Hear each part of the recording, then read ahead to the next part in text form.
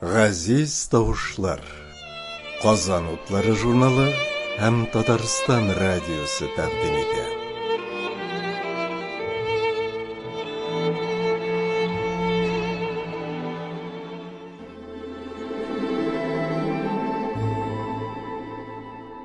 Нинди вакытың булмасын, син илем, газиз ватан.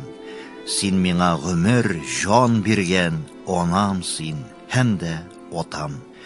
Менә шулай дип язган иде Рәхмәй Хисмәтуллин үзенең бер шигырендә. Бүген без аның якты рухын искә алырбыз.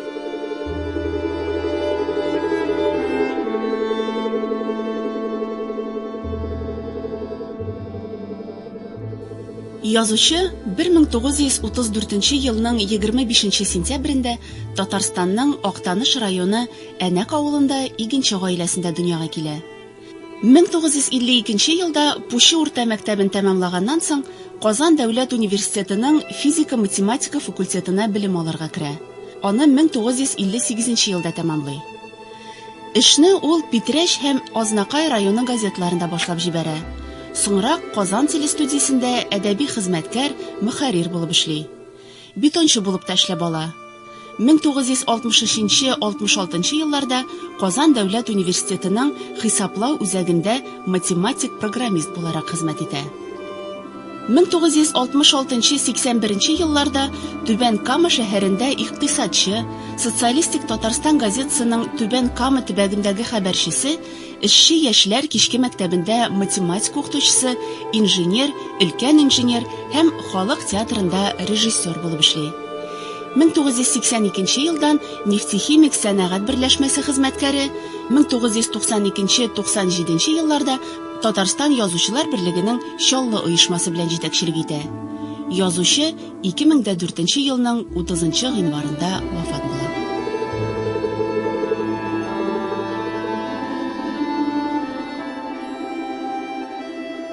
Язучының якты рухын искә алып, тапшыруыбызны аның шигыренә иҗат ителгән җыр белән башлап китик. Шофер җыры.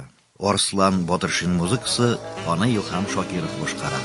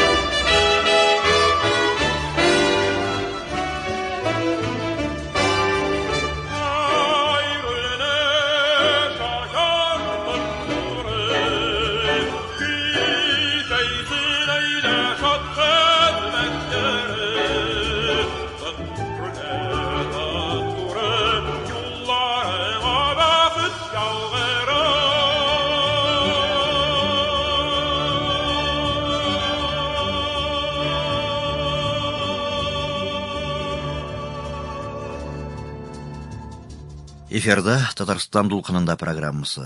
Язучы Рахмай Хисмәтуллинның якты рухын искә алабыз. Тапшыруда аның каләмдәшләре катнаша һәм без әңгәмәләрне Татарстанның халык шагыйре Зиннур Мансуров белән башлап җибәрәбез. Зиннур абый, үз вакытында сез Рахмай Хисмәтуллинның иҗатын турында язып, ул иҗатка матур гына бәя биргән идегез. Ләкин менә искә төшкән саен уйландыра торган, кат-кат кайтып уйландыра торган бер шәхес, аның иҗаты да шулайдыр инде. Менә язучының вафатына шактый еллар узгач, әйдәгез, аның турындагы хатирәләрне тагын бер кат яңартыйк әле. Без инде яшь кабытларга яратабыз. Теләсә нинди иҗат ул иң беренче чиратта шәхестән башлана. Әгәр дә шәхес күп кырлы, төрледән төрле күркәм сыйфатларга мулрак ия була икән, аның иҗаты да зур, күп кырлы һәм кызыклы була. Бу әлбәттә тормышта бик күп тапкырлар расланган. Менә Тукайыбызның шундый сүзләре бар: "Җырла күңелегә салганны", дип әйтә ул. Чыннан да, әгәргә шәхескә күктән бирелгән талант бүләк ителә икән, әгәр дә шәхескә безнең татар халкына хас күркәм сыйфатлар мулрак бирелә икән, әлбәттә ул шәхес кызыклы була, аның язганы да гыйбрәтле була. Менә Рахмай Хисмәтуллинга килгәндә, аның күңеленә чыннан да бик күп салынган иде. Әлбәттә, бу иң беренче чиратта аның күп кырлы талантка ия булуында гәүдәләнеш таба. Һәм аның әлбәттә аерылып тора торган шәхесе бик күп кешелекле сыйфатларга ия иде. Ул иң беренче чиратта ихлас иде. Чөнки шәхестә менә шушы ихласлык сыйфаты мул булганда гына ул каләмиясе ниндидер зур казанышларга ирешә ала дип уйлыйм мин. Ул тәрбияле, югары интеллектлы, зур эрудицияле, әзерлекле шәхес иде. Кешелек ягына караганда ул киң күңелле, ярдәмчел һәм кайвакыт сабыйларча бер катлы иде. Һәм аның шәхесендә экстравагантлык та бар иде, ягъни сәер үзенең гадәтләрен күрсәтеп, Янып чәчрәп китүеме, ышкыннар чәчрәтеп алалар. Шундай сәер гадәтләрен күрсәтеп куя иде, әмма бу гадәтләр, бу сыйфатлар аңа бик тә килешеп тора иде. Менә шушы аерылып тора торган шәхес, менә бу сыйфатлар каян килгән дип сорау бирсәк, әлбәттә аның тормыш юлына, тәрҗемәи хәленә күз салырга кирәктер дип уйлыйм. Аның менә тормыш юлы да, кылган гамәлләре дә бик тә гыйбрәтле. Ул, әйтик, без уйлаганча Казан дәүләт университетының тарих-филология факультетына укырга бармый, университетның механика, математика факультетына килә һәм шушы бүлектә белем ала. Ул математик, механик дипломына ия була. Менә бу яктан караганда да ул әлбәттә башка безнең каләм әһелләреннән аерылып тора. Менә ул университет тәмамлагач, шушы югары уку йортының хисаплау үзәгендә математик программист булып эшли. Үзен татар әдәбиятына багышлаган шәхес математик программист вазифасын башкара. Һәм әле ул Түбән Камада төзелешләр башлангач та бер вакытта инженер булып та эшли, бер вакытта халык театрында режиссер вазифасында башкара. Һәм эшсөяшләр мәктәбендә хәтта математика укытучысы да була. Менә нинди күп кырлы эшчәнлек алып бара. Һәм без инде әлбәттә Рахмай Хисмәтуллинны иң беренче чиратта милләтпәрвәр шәхес итеп күз алдына китерәбез. Ул һәр даим үзенең гамәлләрен газиз милләтенә багышлады. Аның башында бер генә уй милләт гаме иде. Менә бу яктан да ул бик нык аерылып тора. Һәм әлбәттә менә бу күп кырлылык аның иҗатында да чагыла. Әйтик, ул татар публицистикасында очерклар жанрын яңаша үстерүгә үзеннән зур өлеш кертте. Һәм менә шушы күп кырлылык аның хикәяләр язуында да, нәсерләр иҗат итүендә дә, шигырьләр, пьесалар язуында да күренә. Менә ул әдәбиятта күктән бирелгән менә шушы киң колачлы таланты белән бөтен жанрларны да колачларга омтылып яшәде. Рахмай абый минем күз алдымда менә шушындый колоритлы иҗатта да, үзенең тормыш гамәлләрендә дә аерылып торган шәхес буларак күз алдына килә. Әлбәттә, каләм әһле өчен иҗат иткәндә иң беренче чиратта тормыш тәҗрибәсенең зур булуы таләп ителә. Менә бу яктан Рахмай Хисмәтуллин да тормыш тәҗрибәсе артыгы белән зур иде.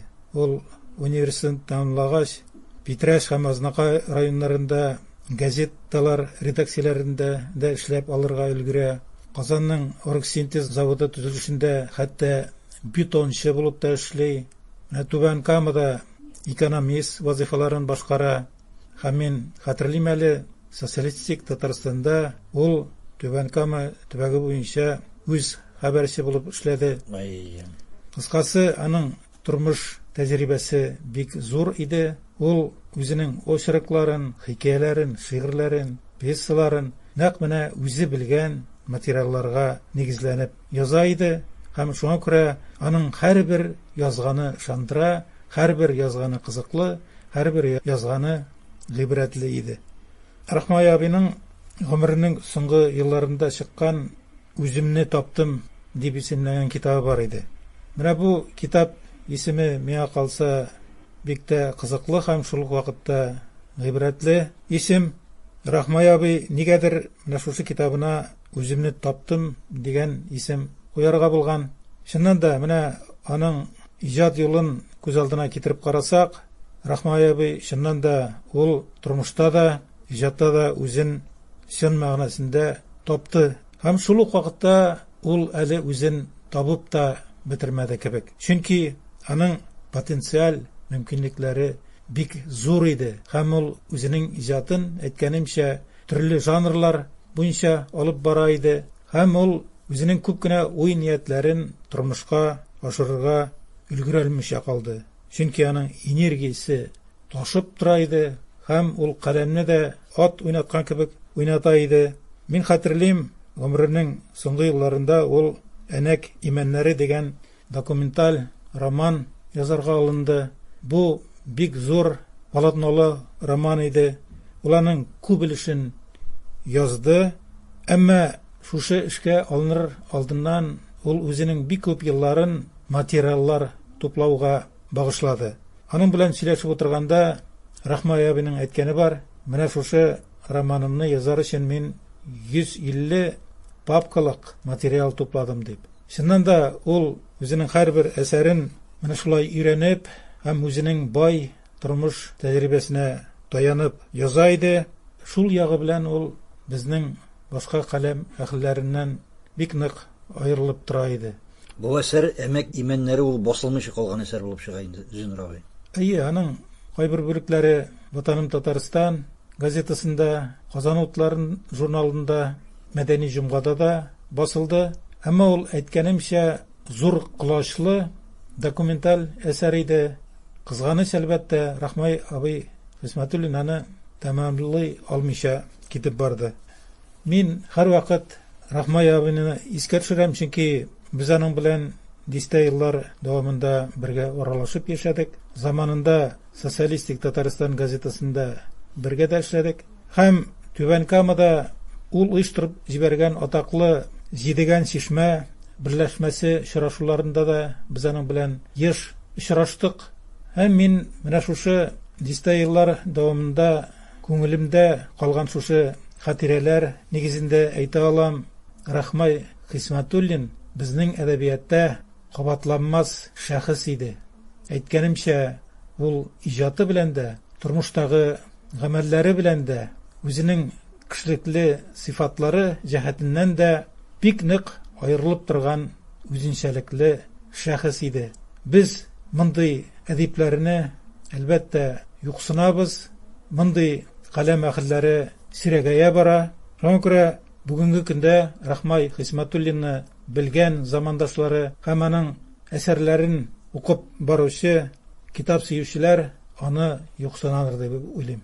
Татарстанның халык шагыйре Зиннур Мансуров Рахмай Хисмәтуллинга бәйле истәлекләре һәм уй фикерләре белән уртаклашты. Рахмай Хисмәтуллин иҗат иткән тагын бер җыртынлык «Мин яратам җилләрне». Фасил Әхмәтов көе, Фагыйлә Тимерова башкара, фортепианода Ринат Еникеев. Җилләр уйный кырларда, кушылып минем җырларга. Җил таңларны сикерә, җил яңгырлар китерә, җил иркәли гөлләрне. Мин яратам җилләрне. Җилләрне, җилләрне. Йолдызларда җилесми, җилсез яшәү килешми. Ачып галәм юлларын, өндем җилне югары, хыялларым дилбегәм, шаяраман җил белән. Җил белән, җил белән. Мин әйләнәм җир шаран, эзлим җилнең дусларын. Төн капласа илемне, уятырмын җилләрне, җилдән куркып төн качар. Таң керфеген җил ачар. Җил качар, җил качар. Язучы Рахмай Хисмәтуллинның якты рухын искә алабыз. Инде аның шигъриятенә мөрәҗәгать итик. Шигырьләрне Татарстанның халык артисты Тәлгать Хәммәтшин укый. Булганды борын заманда бер патша, һәм ул булган төшкерүчән. Бар вәзирләр патшага ярап, сәламәт бул дип төшкерә икән. Булганды патша хатынының эшләмәк кирәк, бер аягы аксак. Сарайдагы бар ханымнар чыгарганнар яңа мода, өйрәнгәннәр йөрергә аксап. Булганды патша малайы бөкре, ни кылырга? Өйрәнгәннәр сарайдагылар гел бөкрәеп йөрергә. Кемнәр генә тәлинкәләр ялап көрәймәгән, ләкин аңа карап халык бөкрәймәгән.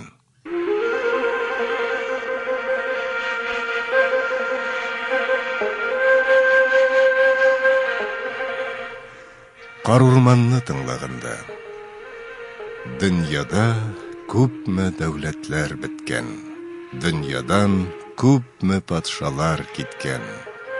Эй вакыт, ник рәхимсез син бу кадәр, кайда ул дәүләтләрдән хәбәр? Гади кеше казганып дөнья көткән, хәсрәтләрен ул бары җырмым иткән.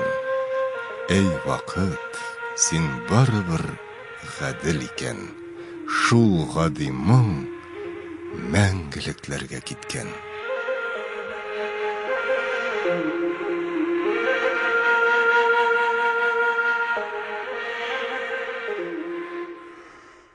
Көзге рапсодия. Туры килдең нигә бәгърем, гомер азапларына. Салдың син шиксез ахырсыз сөю газапларына. Сине уйлап тугайларда, урманнарда югалдым. Сүтә-сүтә йомгагыңны җепләреңә чуалдым. Син җанның илаһи сире, күккә ашкан минуты. Яшәүнең соңгы мәгънәсе, гомернең соңгы уты. Сүндерерлек сулар да юк, су үзе янып чыгар. Җиргә китсәм бу утлардан, җир янмый ничек чыдар. Безнең йолдыз мәңгелектә күктә янып торса иде, җирдә калган тәнебезнең кабре бергә булса иде. Мин бу җырны кешеләргә чыгармам дигән идем. Әрнү газапларыма да чыдармын дигән идем. Ярсуларым, шашуларым сыймады йөрәгемә. Җыр булып очып чыкты ул фани җир йөзләренә. Бар икән кайнар яшьлеге гомер азапларының. Юк икән шиге ахыры сөю газапларының. Рәхмәй Хисмәтуллин шигырьләрен Тәлгат Хәммәтшин укыды.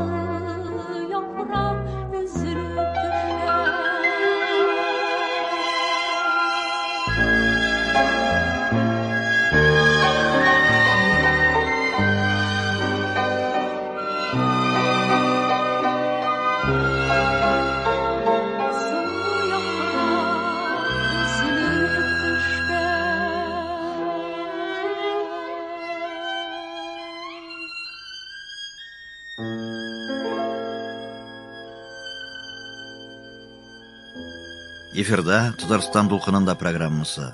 Язучы Рәхмәй Хисмәтуллинның якты рухына багышланган тапшыруыбыз дәвам итә. Без язучы Вахит Имамовтан да фикер әйтүен үтендек. Вахит абый, Рәхмәй Хисмәтуллин турында сүз чыккач, әлбәттә иң әүвәлдә Түбән Кама һәм Чаллы яклары күз алдына килеп баса, ни өчен дигәндә ул шунда инде кеше буларак та, язучы буларак та формалашкан шәхес. Һәм әлбәттә аның турында хатирәләр, аның турында истәлекләр, аның турында фикерләр Чаллы, Түбән Кама якларында яшәп ятучы язучыларыбызда иң дөресе, иң хага. Шуңа күрә менә без Вахит абый сиңа мөрәҗәгать итәргә булдык. Рахмай Хисмәтуллин нинди мирас калдырып китте? Ул нинди кеше иде гомумән һәм нинди язучы иде ул? Рахмай абыйның әлбәттә күпчелек гомере Түбән Камада үтте. Ул анда безнең республика матбугатының үз хәбәрчесе булып та эшләде. Ул ягы белән дә андагы бөтен теге төзелешне, анда яшәгән халыкларны, шул ук безнең хезмәт геройларын, хезмәт батырларын яктыртып барды республика матбугатында. Ләкин ул төп теге ялкынлы булып, үзенең бөтен көчен, дәртен биргән әйбере аның әдәби хәрәкәт булды. Ул анда әдәби хәрәкәтне җанландырып җибәрде, әдәби берләшмәне төзүчеләрнең берсе булды, һәм шуны яңадан озак еллар буе җитәкләп торды, һәм ул дан алды Түбән Камадагы әдәби очрашулар үткәреп. Ул вакытта 60-70 елларда әле шикне атлап чыкмаска, фәлән киртәне атлап чыкмаска дигән шушындый кануннар яшәгән вакытта да ул һич курыкмаенча Түбән Каманың җидегән чишмә берләшмәсенә кемнәрне генә чакырып бетермәде, бөтен татар милләтен уятып яшәде. Бөтен кичәләрнең сценарийларын ул язды. Байтак кичәләрне үзе алып барды. Һәм шушы җидегән чишмә безнең республикада иң популяр әдәби берләшмәгә, иң атаклы әдәби берләшмәгә әйләнде. Муса Җәлил исемендәге республика премиясенә лаек булу үзе генә дә ни тора. Менә шу әдәби берләшмәне шушы җидегән чишмә шушы бүләккә лаек булу. Һәм күрелмәгән хәл Түбән Камада аның беренче яңадан безнең Чаллыда да кабатлап үткәрелде. Сара Сатыкова, Әңгәмәт Набаев, Назар Нәҗми, Сибгат Хаким һәм әллә ничаклы. Менә безнең нинди алтын баганаларыбыз бар, алтын йолдызларыбыз бар, безнең өчен бүген дә кадерле кешеләр, бүген шәхесләр. Ул шулар белән очрашулар үткәрде Түбән Камада, залларны тутырып, аларны чакырылган кунакларны кунак итә белде. Аның өчен әлбәттә җитәкчеләр, шул ук Нижегамск нефтехим, Нижегамск шина берләшмә җитәкчеләрен, генераль директорларын үзе аңа аударырга кирәк, һәм ул гадәткә керттерде. Хәтта шушы кичәләргә шушы генераль директорлар үзләре килеп утыра, үзләре катнаша торган булдылар, һәм хәтта бүләкләрендә үзләре апчырып тапшыра торган булдылар. Менә бүгенге көндә мәсәлән күз алдына китерергә кыен әйбер. Менә ул Рахмай абый исән вакытта һәм менә бу җидегән чишмәне гөрләтеп яшәгән вакытта менә шушындый түрәлеккә карамаенча, гадилеккә карамаенча бөтен татар милләте бергә җыеладыр, тупланадыр, рәхәтләнеп җидегән чишмәне җырлыйлар иде һәм туган телне басып җырлыйлар иде. Менә шушындый традицияләрне, шушындый йолаларны булдырды һәм әлбәттә Рахмай абыйны без бу тарафтан фақат сагынып кына искә алабыз. Менә бу урында Вахит Имамов белән булган әңгәмәнең язмасын беразга туктатып торып, тагын бер язмага мөрәҗәгать итик әле. Ул күренекле галимебез һәм җәмәгать эшлеклесе академик Озат Зиятдинов белән әңгәмәдән бер үзек. Озат ага Түбән Кама шәһәрендә Рахмай Хисмәтуллин белән якыннан аралашкан кеше. Алай гына да түгел, данлыклы җидегән чишмә иҗат берләшмәсен алар бергәләшеп оештырганнар. Мен аны кунак чакырыйсың алай. Җидегән чишмә. Мен кемне чакырасын беләм бит. Әйе. Мен затлыларны гына, халыкны хайран калдырырлыклар гына. Карасын Бакый Урманчылар, Фәридә апа, Әйтек Якин, Наҗар абый, Атнабаев, галимнәр. Һәр вакыт дөньяны бара тынылсыз кешеләр. Нәрсәдер эшләсе киләнең, тырыша итә, тегелә тик, булай тик, йоклап утырган, тәнкыйтьләп кенә утырган кеше бер нәрсә эшли алмый. Монда да яшьләрне җыярга кирәк бит. Татар халкын җыярга кирәк. Бу ничәнче еллар башланды ул? 69-ларда, 70-ләрдә Башланып киттеме? Юк, җыеп булмый. Җыеп булмый. Халык җыелмый. Шуннан мин буларга идея бирдем. Бары Түбән Кама килделәр, алар менә мин килгән елны Наил Нуретдинов дигән. Ул үзе Тавасты байлар Минзәвер районы егете. Бу үзе рассам, үзе фотограф, үзе режиссер. Бу бурчылы бери, җидегән чишмә сүзендә ул уйлап тапты. Ул бик популяр иде бит. Ул җыр. Рахмай бары. Ул әнәгә ул егете Минтимер Шәриповның абыйсы белән бергә укыганнар алар. Көчле, талантлы егет. Улның тавыш, ул оратор иде ул. Сценарист. Малай шундый итеп яза, үзе шагыйрь, үзе журналист. Ул без килгәндә социалист Татарстанның андагы корреспонденты. Нолында кешеләр алар общительны, әйдәрле, сине күрсәтергә кирәк бит халыкка дип булар миңа бәйләнделәр. Инде мин кайткач менә сәрдәсе яклап, инде бераз иркенәгәч, мин тәкъдим кертдем. Әйдә без көчлерәк кешеләр, шәхесләр чакырыйк. Халык бит ул шәхескә килә дип. Шуннан Сибат абыйга шалтыратам аның 70 еллыгы. Менә шулай безнең шундай идея бар иде сезнең туган көнне үзебездә үткәрергә.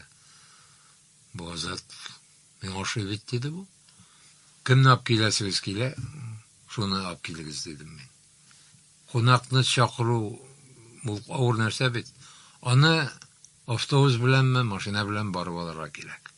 Аны гостиницага урнаштырырга кирәк. Аны ашатырга кирәк. Бүләкләр бирергә кирәк. Матур итеп котлап, рәхмәт әйтеп.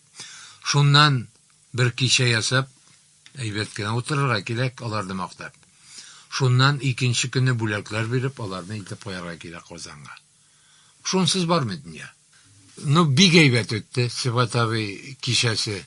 Кызлар теге Фазыл Шишмәсен җырлап, чиккән кулъяулыклар бүләк иттеләр, Сибат абый җырлады.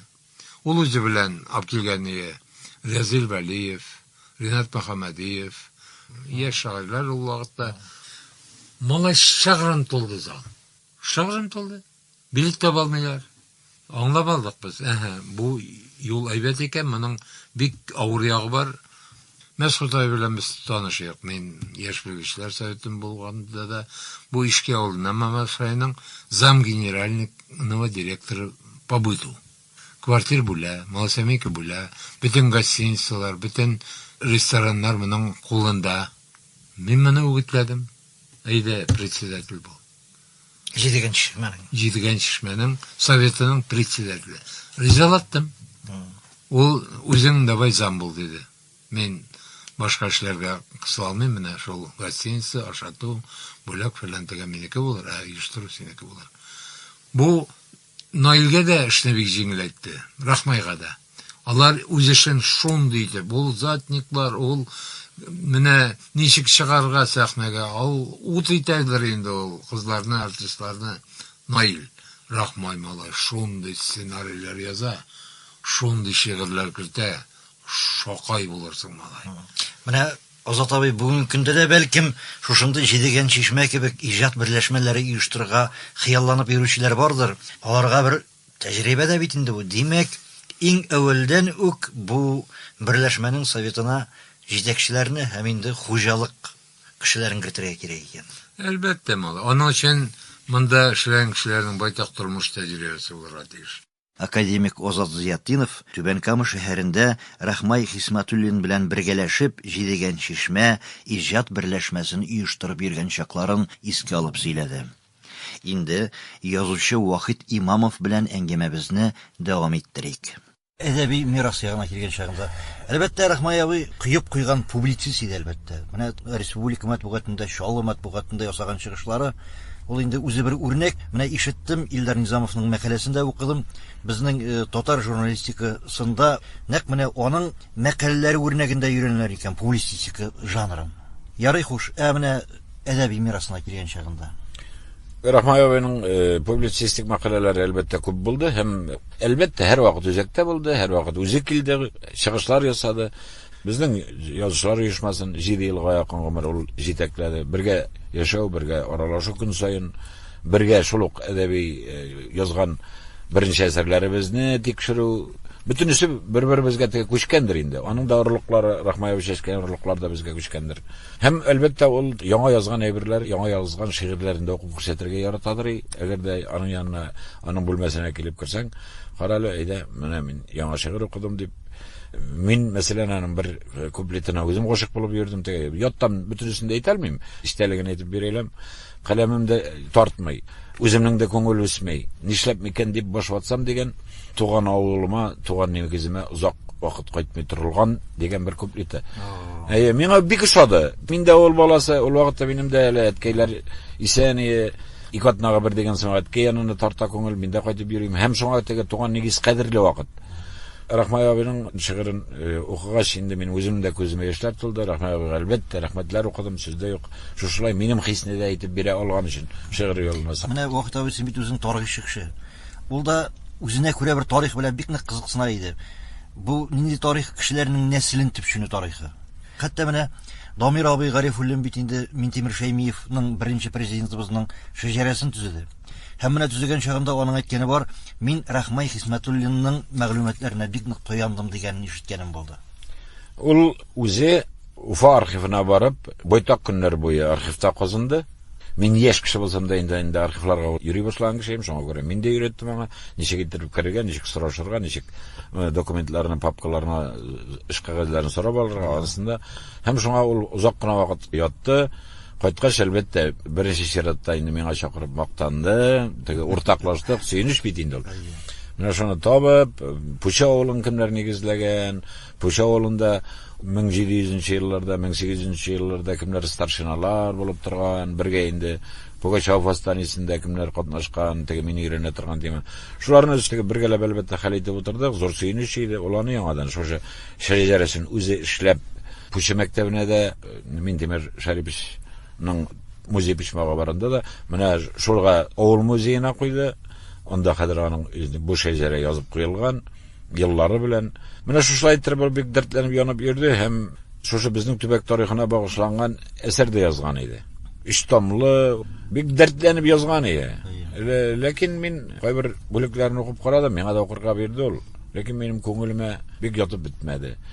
Һәрбернең бит һәр жанрның үз талабы бар. Ул тарихи әйберләр янына үзенең хыялында ничек итеп күз алдына китерә, хыялны кушканда, шуңа күрә тарихи әйбер белән хыял бергә мин кабул итә алмадым, бергә батмый, бергә бу килешә торган әйбер түгел. Ут белән су кебек кирәк, әйтик, буз белән ут кебек кирәк. Шуңа мин әйтәм, юк, Рахмай бармый дип фикеремне белдердем. Әйтәм, тарихи әйбер, тарихи, чиста тарих булырга тиеш дип шулай итеп. Ләкин ни үкенеч, менә шушы байтак еллар үтте инде, һәм аның ул кулъязмалары һәм тормышка матбугатка басылып чыкканы юк. Ул журналларда да чыкмады, һәм шулай аерым китап булып та чыкмады. Ул китапта инде безнең беренче президентыбыз Минтимер Шәриповичның да нәселе, язмышы, алар күрсәтелгән иде. Ул язмалар исәндер бит инде. Исән, аның малае кулында барса да, Азат кулында. Вахит абый, аннан соң бит инде Рахмай абыйның эшен син дәвам иттердең, син кабул итеп алдың, язучылар берлегенең Шаллы оешмасы белән җитәкчелек итүне. Соңгы юлга да аны сез аттыгыз. Менә безнең тыңлаучыларыбызда әлбәттә бер бигрәк тә өлкән яшьтәге кешеләрдә бер сорау туа. Рахмай Хисмәтуллинның кабере кайда? Кабере Энәктә, мин әлбәттә үзем оештырып, бөтен Шаллы язучыларын, Шаллы җәмәгатьчелеген үзем алып кайттым. Шулай ук Түбән Камадан килделәр һәм Актаныш район җитәкчелеге оештырып, бик күмәк рәвештә бик күп халык җыеп бергә җирләдек һәм әлбәттә аның каберенә таш кую өчен дә мин үзем йөрдем. Акчаларны үзем таптым, яшерен батырын түгел, монда бу мактану да түгел, минем бу хезмәт бурычымдыр. Ул вакытта Илсур Метшин әле безнең Түбән Камада шәһәр хакиме иде. Ул акча бирде һәм Илдар Шәфкатович Халиков ул вакытта безнең Шаллы хакиме иде. Илдар Шәфкатович акча бирде һәм кабер ташын мин үзем ясаттым. Ташына хәтле үзем кара гранитны үзем сойлап, кызыннан фото алып, текстларын биреп, шулай итеп үзем ясаттым һәм үзем кайтарып куйдым.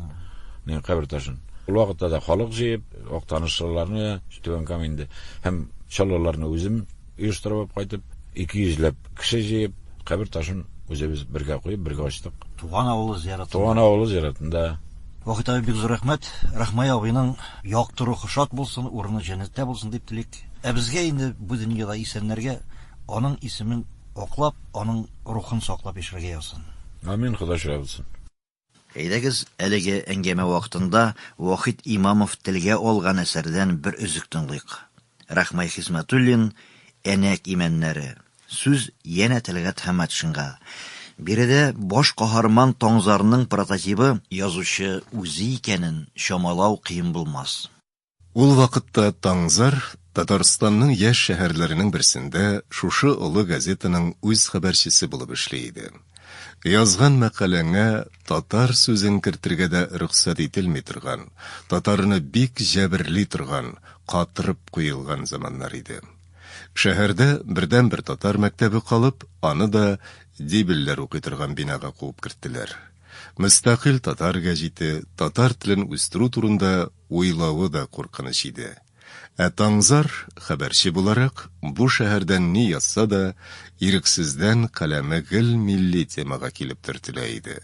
Ул татар дөньясының көннән-көн кысыла баруына кискен ризасызлык белдереп, партия работникларын тәнкыйтьләми, гаепләми булдыра алмый иде.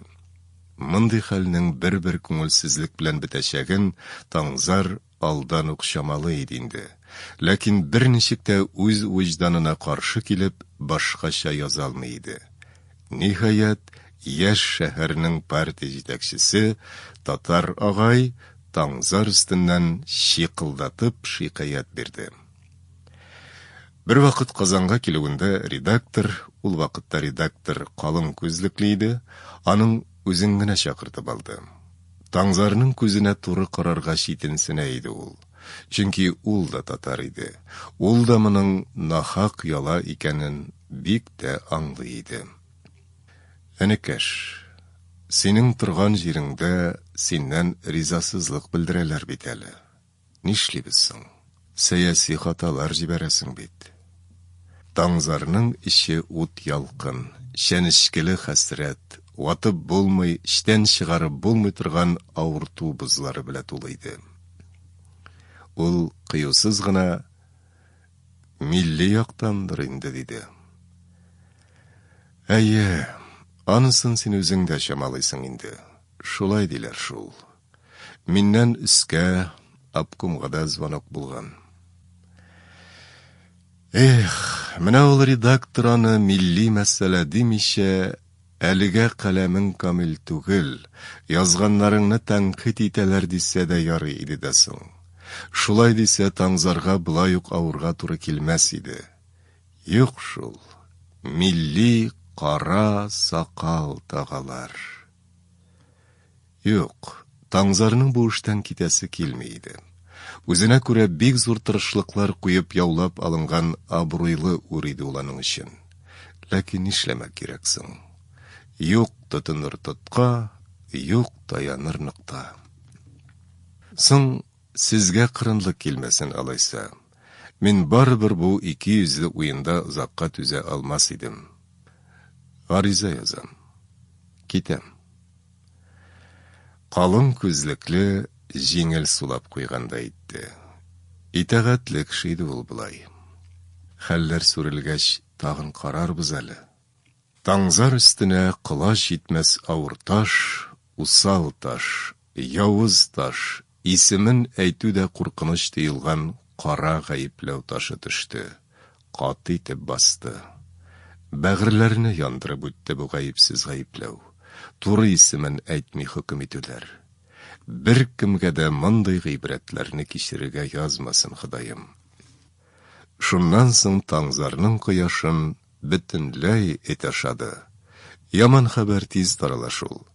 Зур газетадан сөреп чыгарылган кешене бер җирдә дә юньлешкә якын китермәделәр. Ул сәяси ышанычсыз, ул диссидент иде. Ләкин иде диссидентның ни икәнен дә белмәгән балалары кайткан сайын аңарга мөлдерәп карап ашарга көтәләр иде. Бик озак тинтерәп биргәннән соң, ниһаять, язмыш саран гына елмаеп куйды. Аңа төрмә колониядә укытучылык эшен тәкъдим иттеләр. Без күргәнне эт тә күрмәс дип, ул ризалашты. Эшсезлеккә дә, кимсетелүгә дә түзәр иде. Ләкин бит ул иң әүвәл каны, чәче тырнагы белән язучы иде. Яза иде ул. Ләкин зур газетадан эштән куылганнан соң, бер редакциядә аның әсәрләрен кабул итмәс булды. Хатларына җавап та, сәлам да килмәде. Ни кылсын соң кара сакал? Аңлашыла, язучыны әнә шулай итеп рухи үтерәләр. Әмманы төрмәдә эшләүдә сындыра алмады. Бөтен яктан да караңгылык китереп кысуга карамастан, ул төн йокыларын йокламыйча, җан фәрман яза, микроинсультлар ала барыбер бер яктыга юлыкты.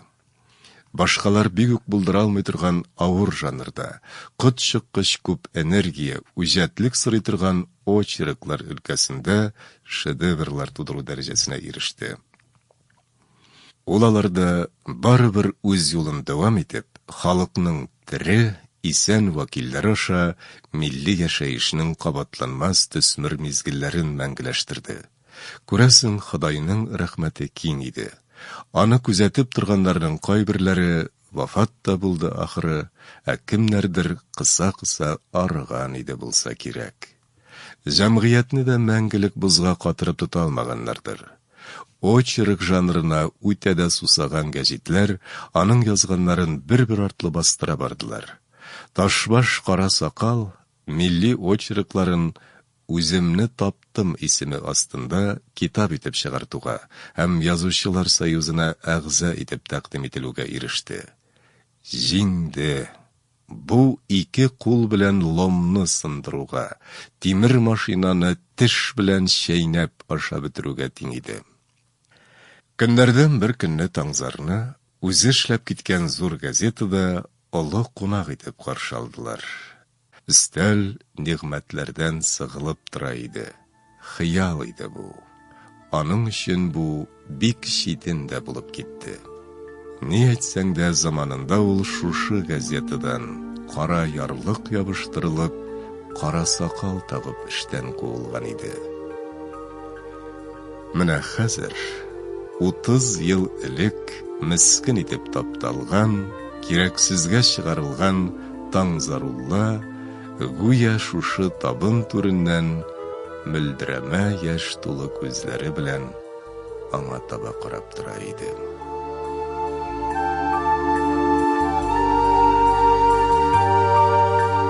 Тәлгат Хәммәтшин Рахмай Хисмәтуллинның «Әнәк имәннәре» дип исемләнгән әсәреннән бер өзек укыды. Бүген без бай әдәби мирас калдырып, бакыйлыкка китеп барган язучының якты рухын искә алдык. Аның әсәрләре киләчәктә дә халыкка хезмәт итсә иде дип телик.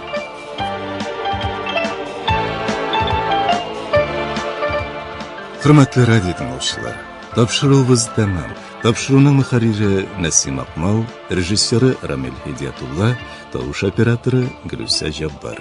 Сау булыгыз, дуслар. Илләр көннәр имин булсын.